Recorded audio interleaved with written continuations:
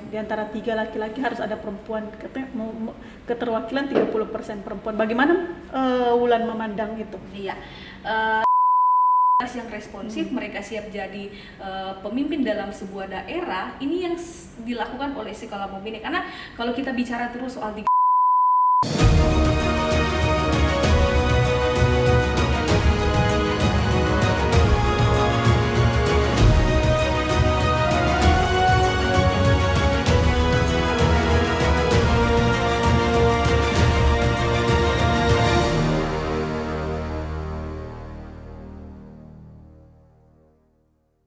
Bismillahirrahmanirrahim. Assalamualaikum warahmatullahi wabarakatuh. Kembali lagi dengan saya Sherly di RPP Podcast KPU Provinsi Sulawesi Tengah. Alhamdulillah hari ini sudah masuk di episode 13.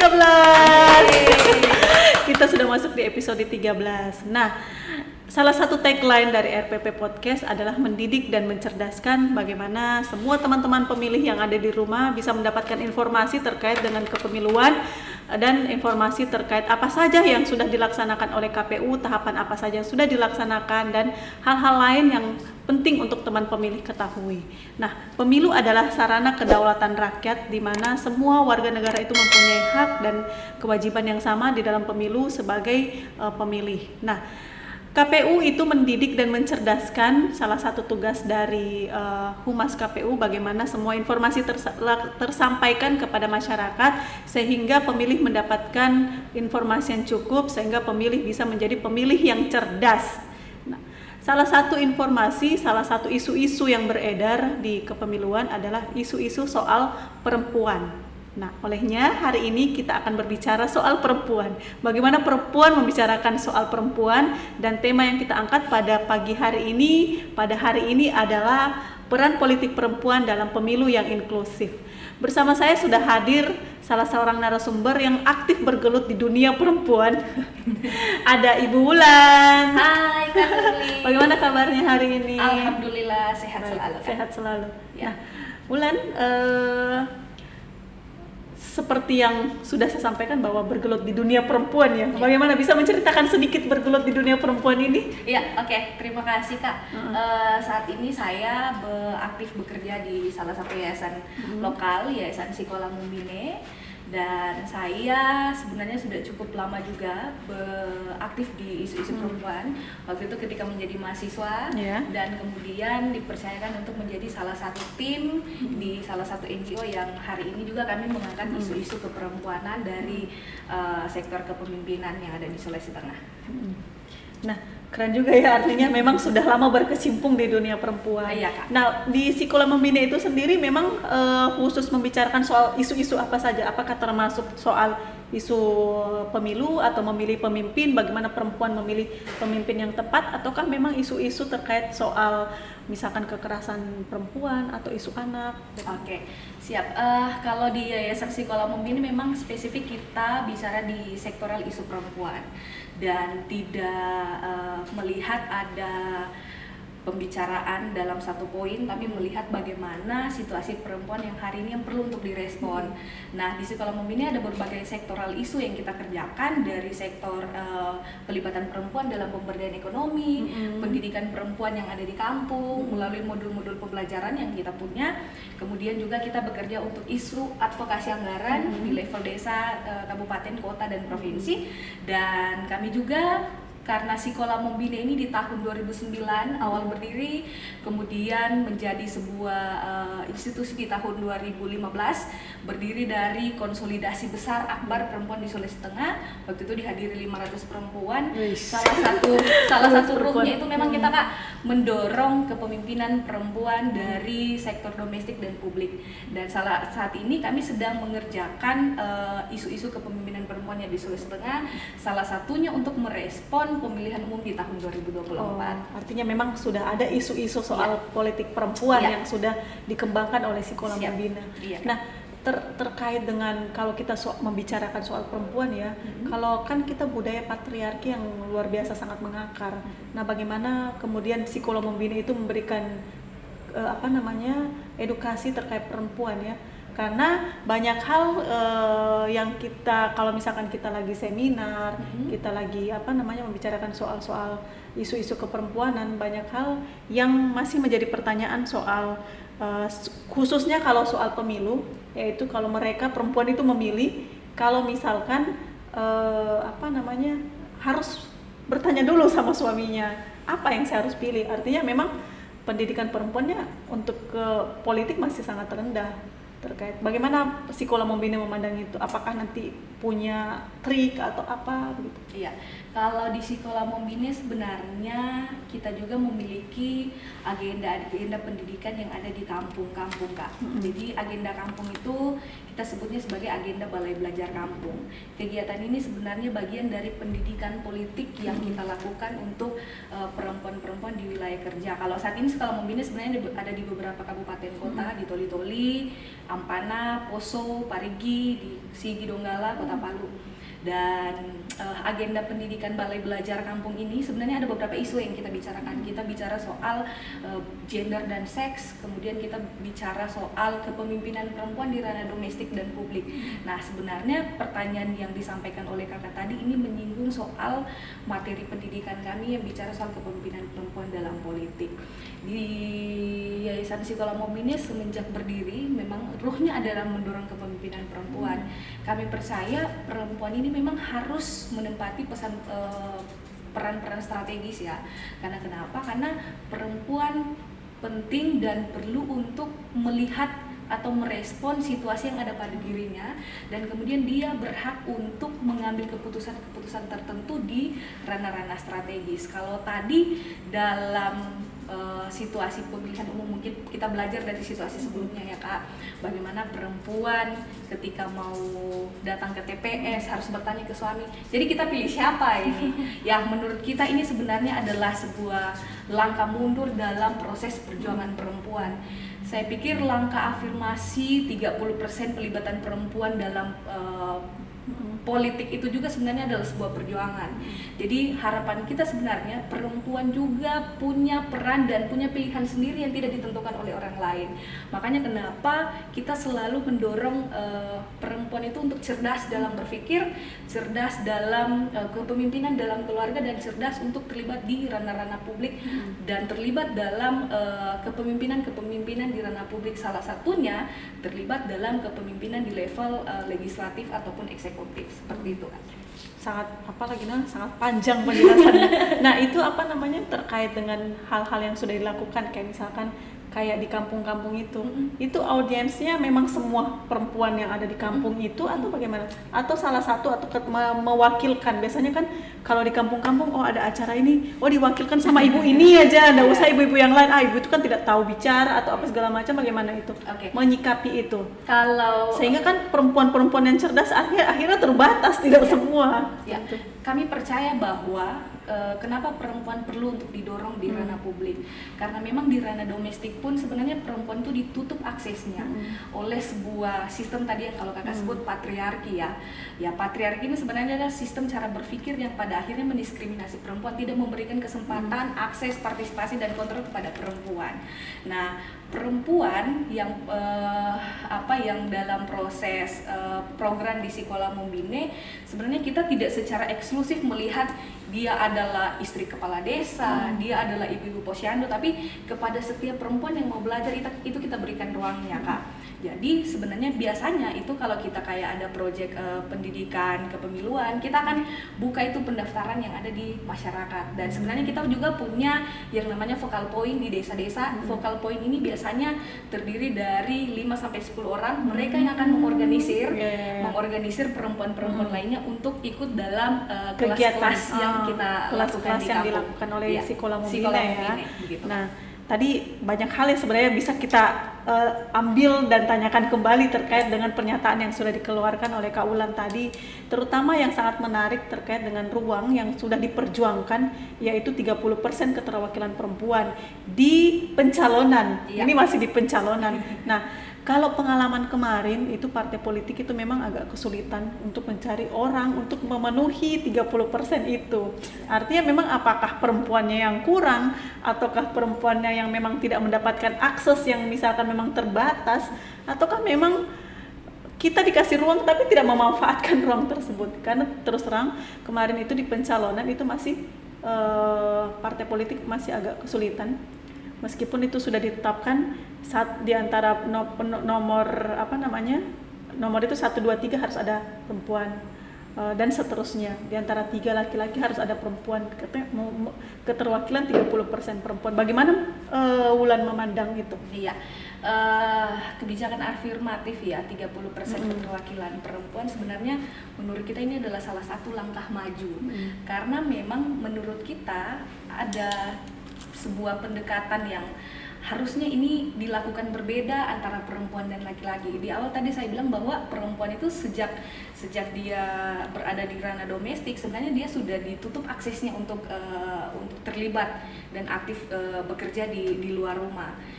Sebagai ibu rumah tangga tentu ketika dia harus bekerja di luar rumah dia akhirnya memiliki yang namanya beban ganda dan burden kan. Iya betul. Ya, ya kebijakan afirmatif yang kemudian juga pada akhirnya ini masih sulit ya menemukan perempuan dengan kualitas yang kita inginkan hari ini sebagai pemimpin untuk menjadi role model. Nah, yang disampaikan oleh kakak itu sebenarnya itu kita temui kak di lapangan. Di awal tahun 2022 sebenarnya Sekolah Mumbine menjalankan satu proyek kepemimpinan perempuan dalam politik. Itu kita kerjasama dengan Women Demokrasi Network WDN gitu. Kita bekerja sama untuk sebenarnya menjejaring perempuan-perempuan yang ada di partai politik. Nah, dalam proses menjejaring, dalam proses asesmen, dalam proses diskusi dan pelatihan yang kita lakukan sebanyak 2 kali, itu sebenarnya ada banyak problem yang pada akhirnya muncul disampaikan oleh perempuan. Salah satunya mereka menganggap bahwa di dalam partai politik sendiri itu mereka merasakan bahwa ada proses peningkatan kapasitas yang tidak merata dilakukan di dalam partai politik dalam partai politik dan hampir semua ya yang kami dapatkan, dan ini diskusi yang disampaikan langsung oleh para caleg-caleg yang dilatih oleh Yayasan Sekolah Mumbine berasal dari 11 partai. Dan kemudian memang mereka sadar bahwa ada kualitas yang harusnya dipenuhi oleh perempuan, tapi itu mereka tidak dapat aksesnya mau belajar di mana kak. Makanya kami sebenarnya berharap Sekolah Mumbine ini bisa menjadi salah satu pusat pembelajaran untuk perempuan khususnya di wilayah Sulawesi Tengah kak. Dan itu kita mengakui, makanya kenapa penting kita masuk lewat akar rumput, kita masuk dari kampung-kampung, karena problem ini sebenarnya sudah mengakar sejak lama ya kak. Di dalam keluarga pun kita belajar bahwa ada proses pengasuhan yang membedakan antara anak perempuan dan laki-laki yang memang sejak kecil itu di akar rumput, udah sejak kecil terjadi di dalam keluarga, dalam proses keluarga. pengasuhan sudah ada pembedaan antara mengasuh anak laki-laki dan anak perempuan.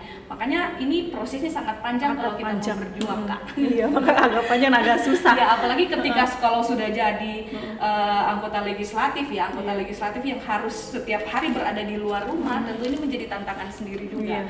Jadi support itu tidak hanya ada di teman atau di partai politik, tapi di dalam keluarga sendiri. Tentu itu menjadi tantangan bagi perempuan ketika mau menjadi seorang pemimpin. Itu situasi sebenarnya yang kita temukan. Sebenarnya bagaimana sosok seorang pemimpin dalam hal ini adalah bapak rumah tangga itu bisa mengerti posisinya, bahwasanya posisi laki-laki dan perempuan sebenarnya itu sama. Cuman apakah ini sudah betul-betul terjadi? Itu masih dan menjadi itu tentu situasi yang sulit ya karena saya bilang tadi sejak kecil kita sudah dididik ya. Perempuan itu anak kecil misalkan beranjak remaja, kalau di rumah cuci piring, membersihkan rumah, bantu mama memasak. Apakah ini teman-teman pemilih khususnya perempuan, apakah memposisikan hal yang sama kepada anak laki-laki untuk membantu teman pemilih khususnya perempuan untuk memasak, membersihkan rumah, atau dari awal, sejak awal memang sudah harus semua sama posisinya, porsinya sama, sehingga nanti ke depan keluar sudah terbiasa dengan bicara di publik, karena ini sebenarnya intinya bagaimana meningkatkan kapasitas sebenarnya dan sejak kapasitas perempuan dan sejak awal. bagaimana anak-anak kita. Jadi kalau ibu di rumah, saya seorang ibu juga Kak, punya satu anak dan bekerja. iya. Dan memang double burden itu ada ya di kita perempuan, itu tidak bisa kita bisa kita keluarkan. Makanya kenapa penting seorang perempuan itu harus cerdas dan memahami sebenarnya situasinya. Jadi tidak mesti semua hal posisinya harus sama. Ya. Jadi saya keluar, nanti ayah atau bapak yang urus anak di rumah, itu bisa ganti-gantian sebenarnya. Artinya memang pola pikir yang seperti ini yang dibutuhkan oleh semua orang. Betul, sepakat. Artinya tidak semua sebenarnya mendapatkan posisi yang sama, pola pikir yang sama, mendapatkan suami yang pola pikirnya sama, maksudnya memberikan kesempatan buat istri untuk mendapatkan informasi. Karena kan apa permasalahan yang kita hadapi ini, bagaimana pemilih perempuan itu menjadi cerdas, karena yang pertama informasi ruang dan memang tidak diberikan ruang, tidak diberikan informasi, sehingga memang ini yang harus kita perjuangkan, bagaimana semua perempuan mendapatkan informasi sehingga meningkatkan kualitas dan SDM-nya. Salah satu hal yang sebenarnya perlu kita perhatikan ya ketika kita melakukan agenda-agenda sosialisasi, agenda-agenda pendidikan di komunitas, itu adalah waktu jam untuk pelaksanaan kegiatan. Biasanya kita ketika bersepakat untuk melakukan agenda sosialisasi atau pendidikan atau belajar, kita tidak tahu bahwa kita bikin kegiatan jam 9. Iya, padahal jam 9 pagi itu adalah waktu sibuknya ibu-ibu, memasak, mencuci. Jadi seharusnya ketika kita memilih waktu untuk dan target kita adalah perempuan, harusnya kita menyesuaikan dengan waktu perempuan. Betul. Itu sebenarnya menjadi sebuah evaluasi bersama betul. Kalau kita targetnya perempuan ya harus responsif juga. Betul. Harus memahami bahwa waktu perempuan tidak selamanya 24 jam. Kayak laki-laki misalkan mampu untuk datang ke tempat sosialisasi misalkan. Nah, kita harus betul-betul menjadi catatan buat kita. Mungkin teman-teman KPU juga akan melakukan sosialisasi dengan segmen perempuan, harus memperhatikan jam kegiatan sosialisasi perempuan juga itu. Yang menjadi masalah ini. Jam kerja perempuan adalah setiap hari 24 jam. Betul. Dari mata sampai tertutup itu adalah pekerjaan perempuan. Tapi ini menjadi evaluasi juga, menjadi catatan. Nah, terkait kalau Kakak bilang tadi itu adalah perjuangan 30% perjuangan itu, apalagi kalau kita berbicara kembali ke soal partai politik tadi, bahwasanya dulu kan memang ada namanya keterwakilan perempuan di posisi pengurus itu harus 30%. Ini bukan di caleg, ini di kepengurusan. Nah, sekarang itu malah, kalau bagaimana Kakak melihat kalau misalkan saat ini posisi wajib 30% perempuan itu hanya di DPP, tapi untuk kepengurusan tingkat provinsi dan kabupaten kota itu hanya memperhatikan apakah ini kemajuan atau kemunduran. Dan bagaimana melihat kalau misalkan di pencalonan itu kan kandidat quote itu harus 30% perempuan. Jadi harus ada 30% perempuan di daftar calon tetap yang ditetapkan. Nah, bagaimana pandangan lain terkait dengan reservoir seat, di mana kalau itu di beberapa negara maju itu tidak ada lagi. Memang harus ada ruang 30% di ALEK. Nah, bagaimana? Apakah memang itu juga menjadi isu-isu yang diangkat di Sikola Mombine atau memang di teman-teman perempuan lain, supaya memang kayaknya perempuan meskipun sudah mendapatkan sebagai calon agak lebih susah untuk menduduki posisi kursi seperti itu.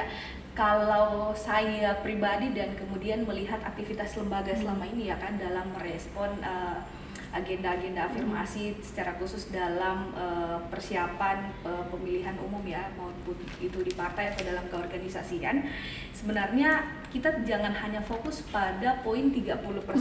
Itu sebenarnya sebuah keistimewaan yang diberikan, tapi kemudian ini tidak menjadi stagnan. Meskipun dianggap istimewa, tapi sebenarnya sebagian perempuan yang tidak menganggap istimewa hal ini. Betul Kak. Kalau kami ini menganggap sebuah gerakan yang istimewa, sehingga kami melihat ini peluang. Ini peluang karena ya perempuan ini ketika diberikan ruang 30% saja masih belum mau berkontribusi.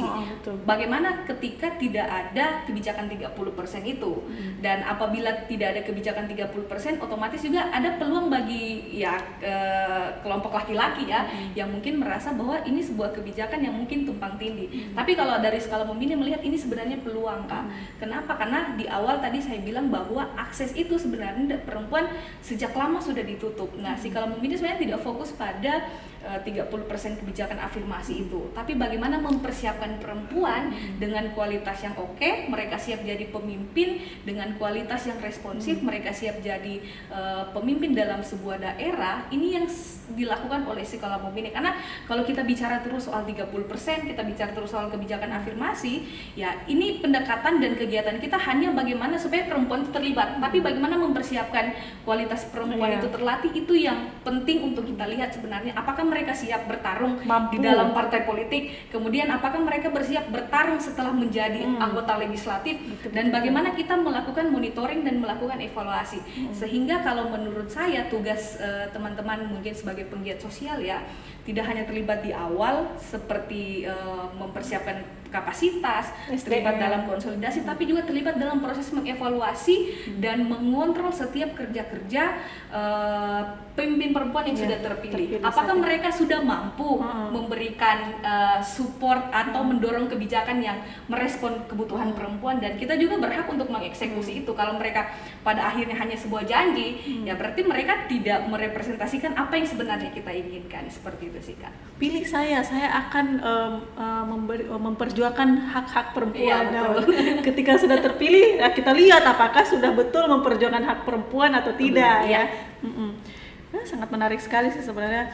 Apalagi kalau kita bicara soal perempuan ya, Kak. Iya, itu kan tadi terkait agak mulai dari sini kita bicara ke sini lagi tidak jelas. Nah, terkait dengan sebenarnya bukan hanya perempuan ini bukan hanya penting untuk membicarakan soal ketika dia mau menjadi caleg atau karena tidak terpilih, tapi menjadi pemilih cerdas itu pun sangat penting sebenarnya. Dan itu memang harus diinformasikan, dibuka akses informasi seluas-luasnya kepada semua masyarakat terkait dengan informasi-informasi minimal. Mereka nanti tahu beberapa informasi untuk saat ini, misalkan hari pemungutan suara tanggal berapa untuk pemilu dan pemilihan, terus tahapan apa yang sedang berlangsung saat ini khusus untuk kepemiluan ya, terus peran saya perempuan apakah memang sama dengan suami saya di rumah, apakah saya mempunyai satu suara sama dengan suami saya, apakah nilai suara saya sama dengan suami saya, dan yang paling penting adalah ketika pemilih itu belajar untuk mengetahui yang seperti kakak bilang tadi, saya harus tahu sebenarnya visi dan misinya si A ini apa sebenarnya, apa janjinya, ya. Apakah cukup membawa kebutuhan saya, iya, apakah ketika dia terpilih ada hasil yang akan nanti saya nikmati, seperti itu. Iya, oke. Karena tidak semua perempuan memilih untuk menjadi anggota legislatif atau caleg ya, Kak. Jadi sebenarnya kalau di Sekolah Memini juga tidak hanya fokus pada peningkatan kapasitas mendorong kepemimpinan perempuan. Alhamdulillah di tahun 2022 awal, waktu itu saya ingat kami melakukan koordinasi dengan KPU Provinsi Sulawesi Tengah. Kami menganggap ini adalah sebuah posisi yang strategis untuk bekerja sama dengan KPU dalam melakukan pendidikan politik yang ada di wilayah-wilayah Sekolah Memini, karena kurang lebih saat ini ada sekitar 1.000 alumni Balai Belajar Kampung kami yang menurut kami ini penting juga untuk diintervensi oleh KPU Provinsi Sulawesi Tengah dalam kegiatan-kegiatan pendidikan politik yang dilakukan. Alhamdulillah MO ini direspon baik, dan sebenarnya kita sudah melakukan beberapa kali kegiatan bersama dengan KPU ya, Kak. Pendidikan politik, kemudian kita sharing informasi, mengajak narasumber dari KPU, kemudian KPU juga mengundang teman-teman Yayasan Sekolah Memini untuk menjadi narasumber untuk bicara soal perempuan dalam politik.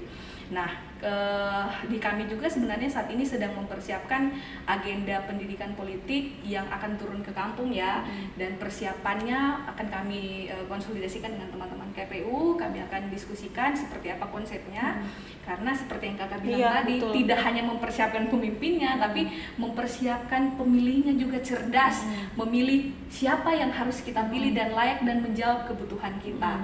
Apakah kita hanya bisa diukur dengan serangan fajar? Ya, ini kan Sekolah situasi yang sering iya, terjadi dan sudah bukan merakyat juga. Sudah merakyat, sudah mengakar. Iya, sudah mengakar. Atau mungkin dengan iming janji-janji yang disampaikan, tapi ibu-ibu atau perempuan secara khusus ya Kak. Apalagi yang tadi sempat kita sampaikan di luar ini, Iya. apalagi namanya kampanye minyak Kampanye minyak goreng ya. yang sangat dibutuhkan Iya, oleh ibu-ibu. Iya, yang sangat dibutuhkan oleh ibu-ibu. Kemudian situasi ya, minimal ibu-ibu atau pemilih-pemilih cerdas. Iya. Kalau kita kan konsennya ibu-ibu ya Kak, Iya. perempuan ya, bisa melirik siapa yang akan saya pilih, dan ibu-ibu juga mampu membawa aspirasi mereka untuk mereka Iya. sampaikan. Jadi ada apa ya Kak, ada partisipasi dari calon pemimpin, kemudian dari pemilihnya juga dia bisa melihat dan dia punya kualitas untuk memilih. Sebenarnya itu yang menjadi harapan kita Iya. sih Kak. Kan ibu-ibu biasanya harapannya adalah ketika misalkan sembako Naik naik atau misalkan paling apa namanya mereka akan bagaimana isu-isu kebutuhan rumah ekonomi ya, Iya, ekonomi betul, bisa terpenuhi. Iya. Nah, itu tadi sebenarnya sangat menarik soal serangan fajar, tapi ini bisa satu sesi lagi. Satu sesi Kak ya. Ada Terkait sesi khusus. bagaimana kemudian kita merangsang informasi kepada ibu-ibu khususnya perempuan-perempuan bahwasanya kalau kita menerima sebenarnya itu bagaimana kalau kita bilang jangan, no, Iya, no. tolak. Iya. Karena jangan kita dinilai dari uang yang ada dalam amplop tersebut. Ya, betul. Uang dalam amplop tersebut itu habis kurang lebih 3 hari setelah kita menerima. pemilu. Sedangkan ini kita memilih itu adalah bagaimana dia akan memperjuangkan kita selama 5 tahun ke depan. Apakah itu worth it kalau kita Iya. menerima itu? Sebenarnya itu semua yang akan kita mau turun ke lapangan, tapi mungkin teman-teman dari Sekolah Membina atau teman perempuan dari lembaga sosial yang lain yang sudah sejak lama turun langsung ke lapangan sejak 2009 apalagi Iya. ya, artinya sudah paham soal kondisi-kondisi perempuan, terutama kalau kita mau bikin kegiatan jangan di jam-jam sibuk. Iya, betul. Kalau targetnya mau perempuan ya Kak. Targetnya perempuan, jangan di jam-jam sibuk, jangan jam kerjanya perempuan. Tapi mulai kapan? Kapan masa mereka tidak sibuk? Kurasa Iya. mereka sibuk terus. Kalau memang tidak harus dibuat di balai desa, kita buat Iya. di tempat di mana mereka berkumpul, Iya. yang bisa mengumpulkan mereka. Arisan-arisan. Arisan ya. Betul sekali Kak. Iya.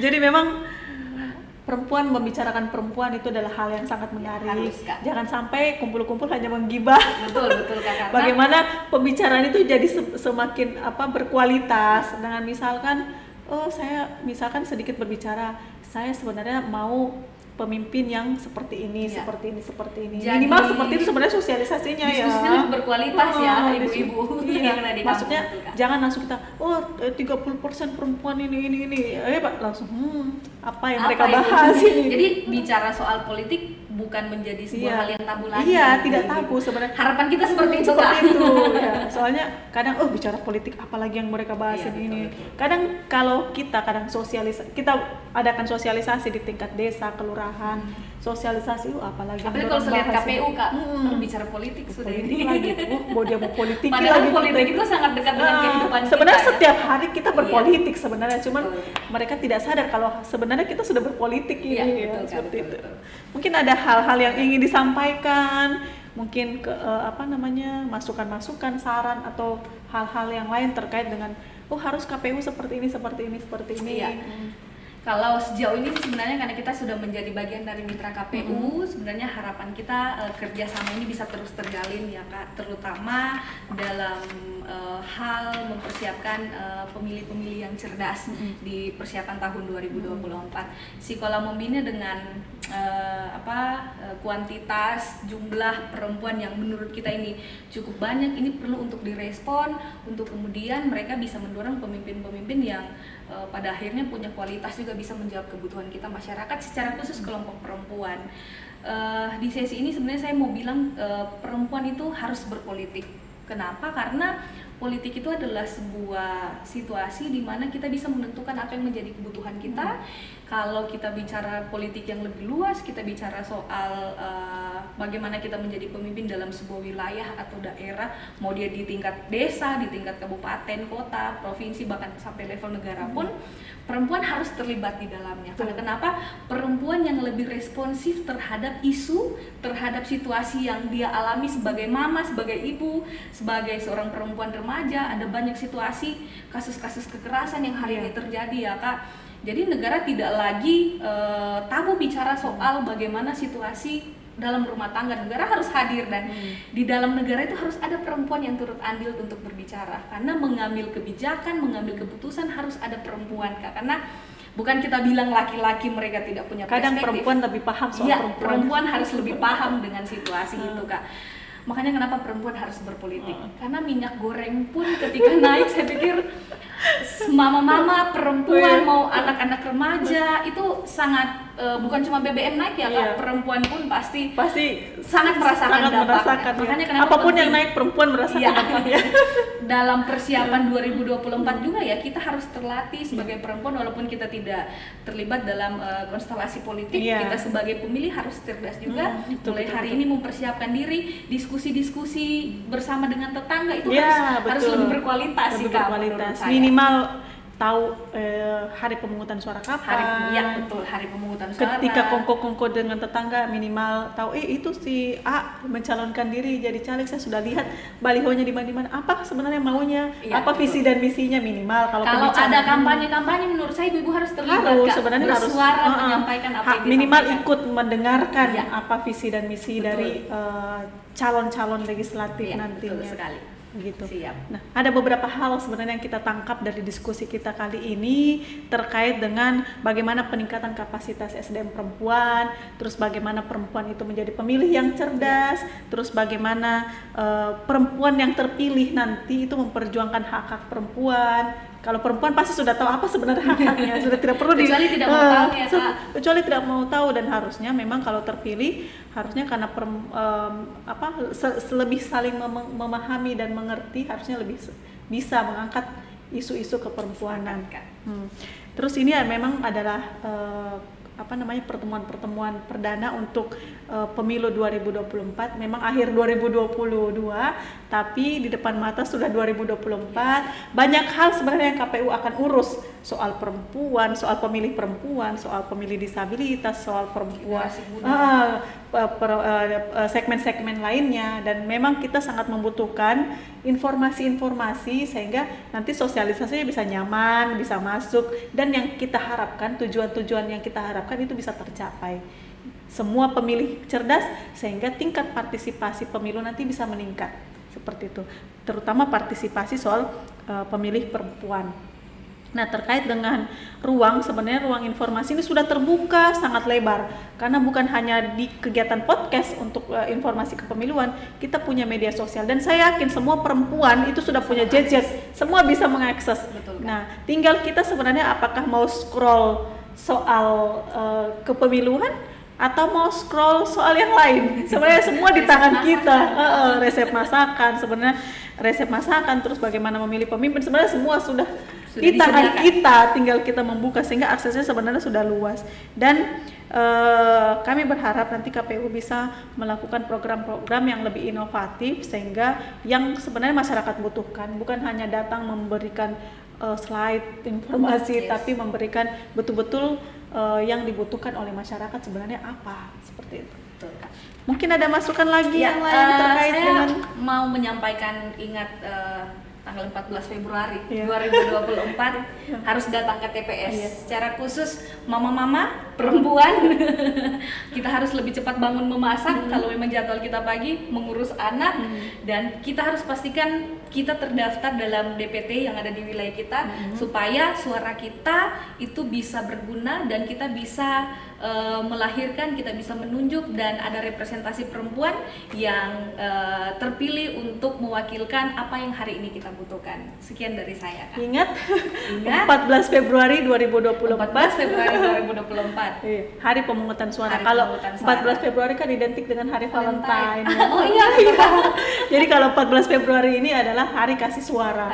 2024 hari kasih suara 2024. Jangan lupa teman pemilih yang ada di rumah, 14 Februari 2024 datang ke TPS untuk memilih pemimpin. Tapi jangan lupa sebelum tanggal 14 Februari itu pastikan nama teman-teman pemilih itu terdaftar di DPT. Untuk saat ini sudah bisa dicek di cek dptonline.kpu.go.id. Langsung buka gadget, langsung search. Apakah terdaftar sebagai pemilih? Kalau tidak nanti langsung laporkan ke KPU kabupaten kota setempat. Dan nanti kalau misalkan sudah kan ini sekarang sudah mau tahapan rekrutmen. Nanti kalau sudah ada PPK PPS-nya nanti bisa dilaporkan ke PPK PPS setempat. Jadi sudah sangat panjang diskusi kita kali ini, podcast kita kali ini tentu sangat luar biasa. Saya mengapresiasi Bu Wulan bisa datang, Kak Wulan bisa datang bersama kita duduk manis di sini, perempuan berbicara perempuan.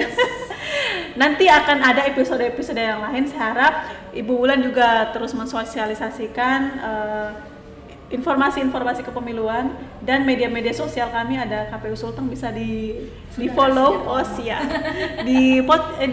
Di YouTube juga sudah siap.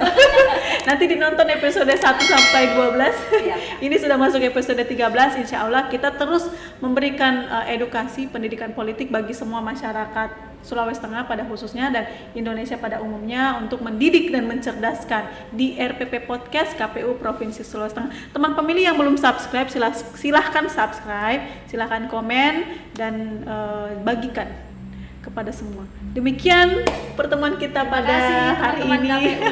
Sama-sama. Demikian pertemuan kita kali ini. Kami ucapkan terima kasih banyak dan jangan lupa nonton episode-episode selanjutnya. Assalamualaikum warahmatullahi wabarakatuh. Terima kasih Wulan. Sangat luar biasa, mendidik dan mencerdaskan.